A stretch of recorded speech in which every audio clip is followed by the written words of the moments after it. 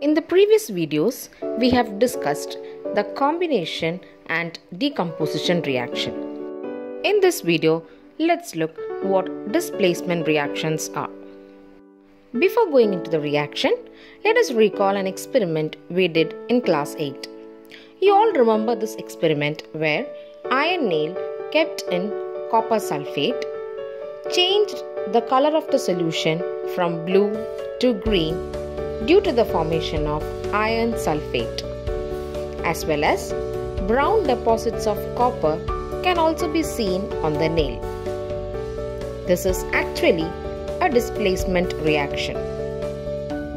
If you check in the equation, you can understand that iron has taken the place of copper in copper sulfate, or we can say iron has replaced copper from copper sulfate. That's displacement reaction. It's a reaction in which a more reactive metal replaces a less reactive metal from its salt solution. If you generally express this reaction in the form A plus BC gives AC plus B, this means that in this reaction, A is more reactive than B. That means the reaction will happen only if a more reactive metal is dropped in the salt solution of a less reactive metal. The reverse of the reaction is not possible. Since iron is more reactive than copper, when iron nail was kept in copper sulfate solution, the solution changed from copper sulfate to iron sulfate solution, and copper, which was displaced or replaced from the solution, got deposited on the nail. If you take ferrous sulfate solution in a beaker and if you add copper turnings into it, the reaction will not take place, or the reaction is not feasible. This is because copper is less reactive than iron and it cannot displace iron from the solution. So how can we understand whether displacement reactions may take place or not? That is where we have to know a reactivity series. The reactivity series is a chart of elements arranged in the decreasing order of reactivity. This means the metals that are highly reactive are found on the top of the reactivity series, and the least reactive metals or elements are found at the bottom of the reactivity series. If you check the position of iron and magnesium, you can observe that magnesium comes above iron in the chart. That means magnesium is more reactive than iron. So if you know about the positions of elements in the reactivity series, you can find whether the reaction may take place or not. For example, check whether the reaction zinc plus copper sulfate is feasible or not. When you check the position of zinc and copper in the reactivity series chart, you can see that copper lies much below zinc. That means zinc is highly reactive than copper. So the reaction will take place. So zinc plus copper sulfate will give zinc sulfate and copper. That means zinc has replaced copper from copper sulfate.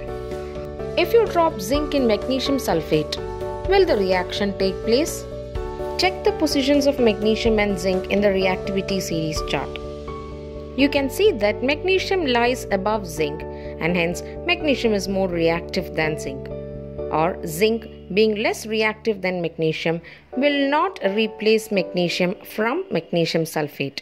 So this reaction is not feasible. That was all about displacement reaction. Hope displacement reactions are clear to you. Now let us look what double displacement reactions are. In a double displacement reaction, reactants mutually exchange ions to each other and form new products. If AB and CD are two reactants, then they mutually exchange the ions and form the products AC and BD.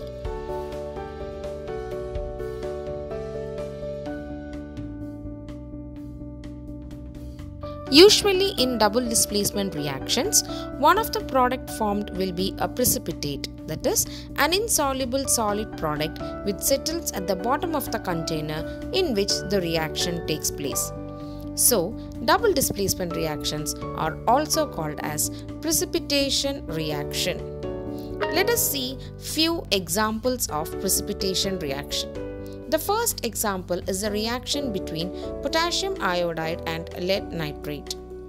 Potassium iodide and lead nitrate both are colorless solution. On reacting, a yellow color precipitate is formed, which is lead iodide. Potassium iodide plus lead nitrate gives lead iodide and potassium nitrate.